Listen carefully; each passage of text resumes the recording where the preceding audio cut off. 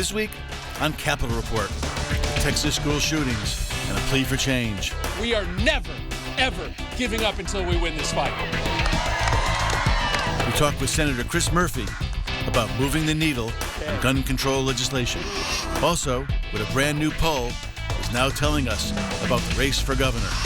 And could a primary challenger spell trouble for Congressman John Larson? We're excited about the momentum and the possibility of having this debate. If we do have a primary, we're prepared for it. We take all elections very serious. Plus, we examine the relationship between politics and aviator sunglasses. That is what gives us an advantage. Capitol Report starts now.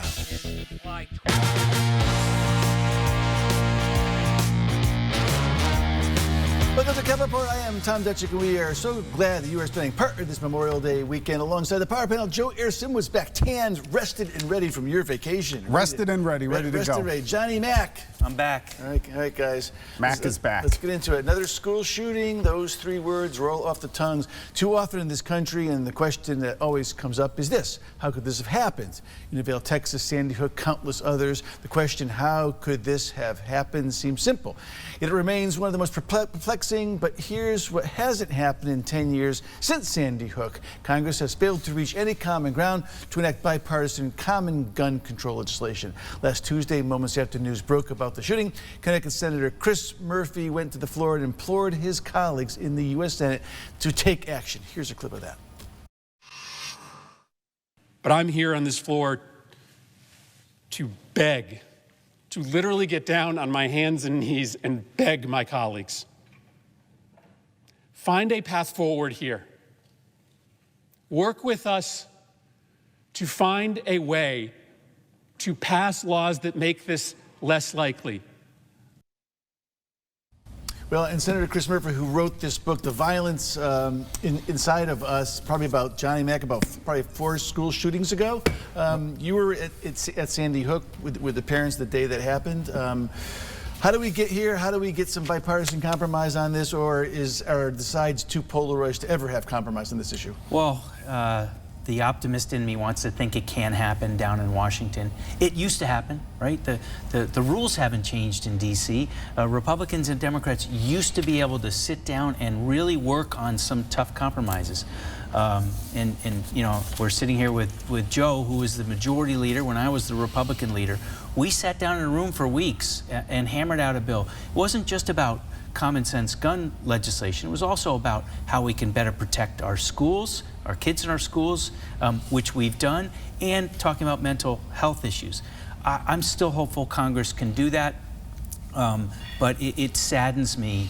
It really saddens me that what we did in Connecticut, my idealistic hope was that by Republicans and Democrats putting aside our party ideologies and trying to come together would send a message down to Washington, and apparently it's a message Joe, that but nobody heard. a lot of things have changed. Fundraising now gets involved with this. Social media gets involved with this. Members of the Congress who want to build a brand by saying crazy things get involved in this. How do we turn that around to do more what you and John did when you were in the legislature? I think the voters hold responsibility. We're sending those people there. We're going to the primaries and going to the far left and the far right. You're not rewarding the people that want to work with people, and I think that's the problem.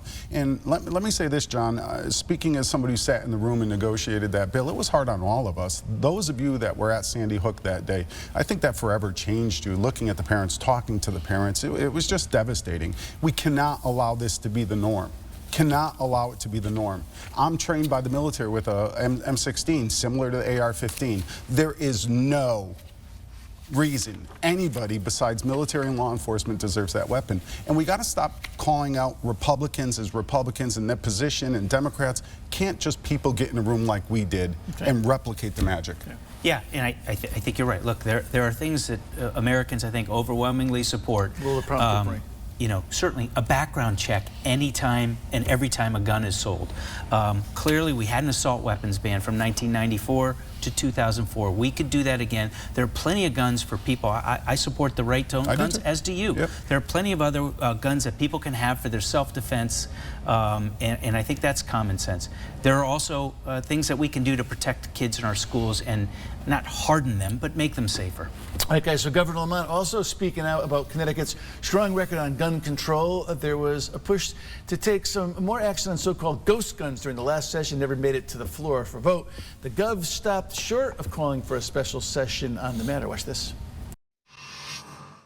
That AR-15 they used in Buffalo would not be able to be purchased here. We would have background checks, but it doesn't work if we're doing this on our own. We can make a difference, but we really need the federal government to look up and see what's worked in Connecticut and what can work elsewhere. If we could just have the rest of the country put in place some of the gun safety laws, the likes of which we have here, we can make things a little bit safer.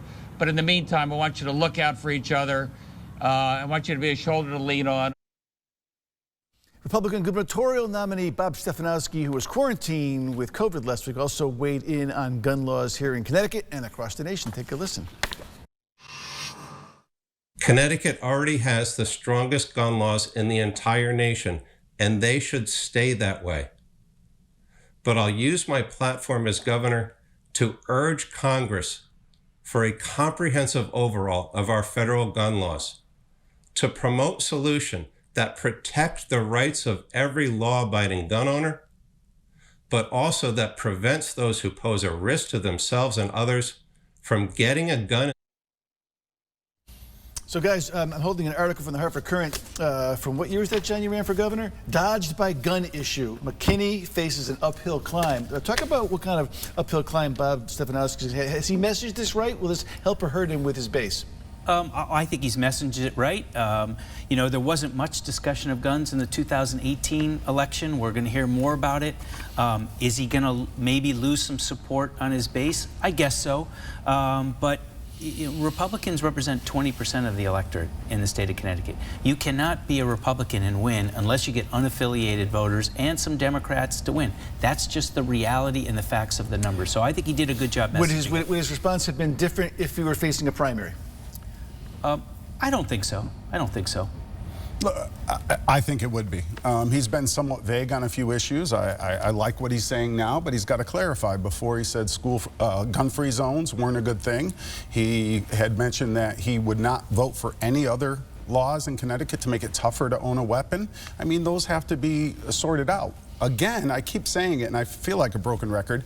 It's also who supports him. People that are coming in to fundraise for him have hard positions both on guns and abortion, but they keep coming in to support him. So how do we figure that all out? And this is a fundamental disagreement you have. I don't think I ascribe positions to someone based on who may support them, because you and I can't control who would support us. And look, I think we need to applaud politicians who think more about issues, learn more about issues, and come out with a policy position. Remember, Ned Lamont ran on no tolls. He became governor and wanted tolls. Dan Malloy said no taxes. He became governor, he wanted taxes. And ultimately, Hillary Clinton, Barack Obama were against gay marriage and then evolved for gay marriage. Low Waker, no income tax. Right. So, well, I didn't want to bring that up for you, Tom. But so this is a good thing. And, it is. And what happened 4 years ago is not what this race is about in 2022. And so I think both men have similar positions, that our gun laws are not going to change. We're not going to weaken what we've done. And I think we're going to talk about the Quinnipiac poll later, but I don't think that issue is going to move Well, people. there you go. We'll segue right into that, Johnny Mac. Reading my prompter, wouldn't you know? Wouldn't you know? Another gubernatorial poll dropped last week, and the latest Quinnipiac University numbers show Bob Stefanowski narrowing the gap on Governor Lamont, while other polls have the Gov with double-digit leads. Latest Q poll finds Stefanowski down by just 8 points to the Nedster at a 51-43 margin. Again, Lamont won the 2018 election by 3 points. And take a look at this. Lamont is getting a ton of support from women voters. 24-point gap, where men back the Bobster by 52-42 margin. John McKinney, you kind of poo-pooed the last poll numbers. What's your spin on this one? I continue to poo-poo polls that happen in May and June and July. Show me a poll maybe in late September, but early October. The trend is your friend, as well, they say in the polling. trend is your friend, but all the three polls are different. Look, I continue to believe this race is going to be a 2 to 4 point race at the end of the day. And there's three things quickly I want to point out about this poll. One, that most people in Connecticut have a different view of the economy. They don't think it's nearly as good as the governor is portraying it. There's a disconnect there. Two, the governor continues to get high remarks for marks for COVID, 71%. I think that's baked in. Does that move voters? Maybe he'll lean into that issue in some of his advertising. And 3, we had another abortion question on the poll, Tom, where 70% of the people in Connecticut, 59% of the Democrats, 75% of the independents support some restrictions like parental notification. That's where Bob is, and the governor's at odds with that. Those are interesting. McKinney, digging into the crosstabs, Joe. Well, I look at polling this time of year like I do the standings in the AL East, right? I'm a Red Sox fan. Don't worry, it's either going to tighten or we're going to get blown out. Or the first 2 games of your football season. That's true. Oh, that hurt. The needle's going to move all the way up to Election Day. I would guess the tightest it's going to be is somewhere around September, and then things will happen. So I don't look too much at it, but I think the issues of leadership really do benefit Ned Lamont. What he did with COVID, what he did with the economy, what he just did with Sikorsky. And I know Bob was kind of mixed on the Sikorsky, was a little critical in spots, but that's a partner here in the state. We went through the sub-base closure, if you remember, and the list of subcontractors of the sub-base were phenomenal. Same with Sikorsky. And Johnny Mac, other surprising news from the poll, Senator Blumenthal's lowest approval favorability ratings, 45-43, since 2001. What's going on with Richard? Yeah, that's really surprising that his favorability is 45 and his unfavorable is 43. I think there's probably fatigue. He's been in office for almost 40 years. He's done a lot of things, a lot of very good things, but I think at some point you wear out your welcome, and he may be at that point. I've said it last week, I'll continue to say it. I think Themis Klarides is our best candidate, and I think she's going to give him a real run. The primary will be interesting to watch, the positions that people take. They're getting out there more. They're voicing their opinions. I agree with you. If the Republican Party in Connecticut is smart, Themis Klarides is going to be their nominee, and we'll see what the election is like. I think Dick Blumenthal is going to win. You're right, he's been there a long time, but he brings home the bacon. He also gets results, and he's a bipartisan guy also. He reaches across party aisle. I don't like what he says all the time when he's overcritical to the Republican Party as a whole, but he does sponsor legislation and work with the other side. And the one thing we all know in politics is you only need to win by 1 vote. That's right. Right. There's no close calls for second place. As Joe Courtney and I. Right. All right, guys. Next up on Capitol Report, a feisty young Democrat looking to force Congressman John Larson to a primary challenge. We'll hear from both when we get back. Do not go away.